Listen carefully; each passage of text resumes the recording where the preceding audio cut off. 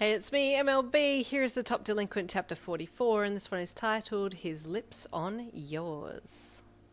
Bro, if you ever heard me dirty talk for reals, you would evaporate instantly, he replied, grabbing his elbow and helping him up. Let's just not even go down that rabbit hole. Iida remained silently blushing as he allowed you to drag him to his feet and out of the room, and then off down the hall and out to where Walter had the car waiting. I can't believe we're just casually going to France to buy a chair, you mumbled to yourself, sliding across the back seat of the car and waiting for Iida to hop inside beside you. We are not buying a chair, we are buying everything you need for your apartment, Iida commented as he settled in beside you. You chuckled and rolled your eyes, placing one hand on his thigh. Broskies, it's just B. I'd need just one chair. Iida glanced down at your hand on his leg and blushed again before looking out the window. What's wrong? You asked deviously, squeezing his leg a little. Your hand. It's not up high enough? Okay, you said, slowly sliding your hand up his thick thigh teasingly. Yin, we have company present, he whispered fearfully, glancing at the back of the car driver's head. You chuckled and removed your hand from his leg and patted his arm instead. It's okay, innocent one. I won't drag you to the dark side just yet. I would appreciate not being taken to the dark side, ever, he replied earnestly. You smirked and then turned away and looked out the window, watching the houses roll by. Iida glanced at you and then down at your leg, wondering if he should reach out and touch you. He started to make his move but then decided not to, choosing to retract his hand and place it on his own leg instead. Best I not be too forward, he thought.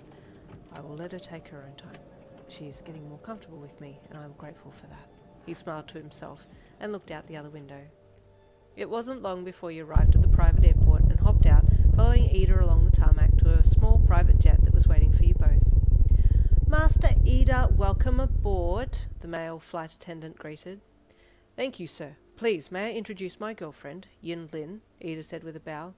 Just call me Yin, you said to the guy as you took his outstretched hand for a handshake. I thrive on informalities. Very well, Yin.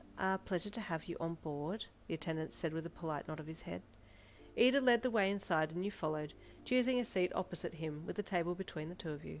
Yo, you said as you looked around. This plane's amazing. This is our day trip plane, Iida said with a smile. We use one of the other two larger ones for longer trips.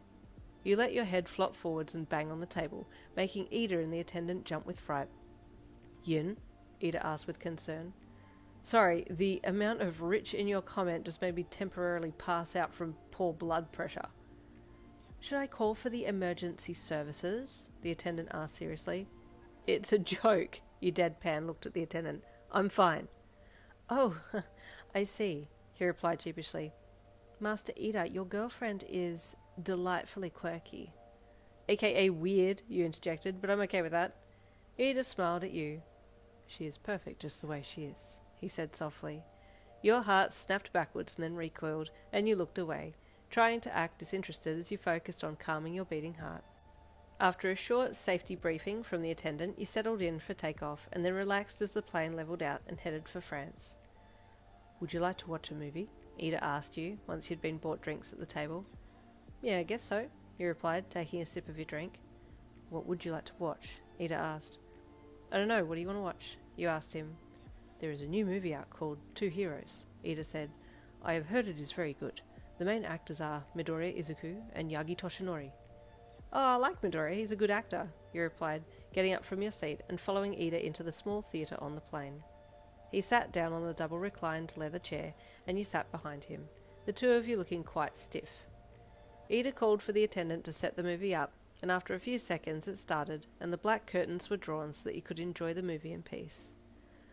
I'm going to lean into you because I can, you mumbled, pulling your legs up comfortably and leaning your body into Iida's side, making him reflexively wrap his arm around you so you could snuggle in. You were trying to focus on the movie, but being cuddled into Iida's side had your full attention on him, and you became keenly aware of just how heavy his heartbeats were.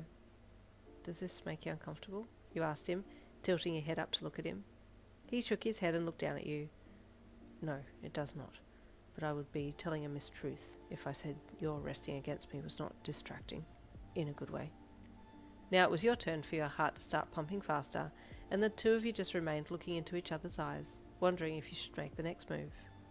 Iida cleared his throat and started to slowly bend his head down towards yours, and you tilted your face slightly so that your lips could meet his, closing that gap to show him that you were ready for the kiss. Surprisingly, there was immediate chemistry that coursed between you two. His soft parted lips met yours as you shared a gentle first kiss in the cinema room on the plane.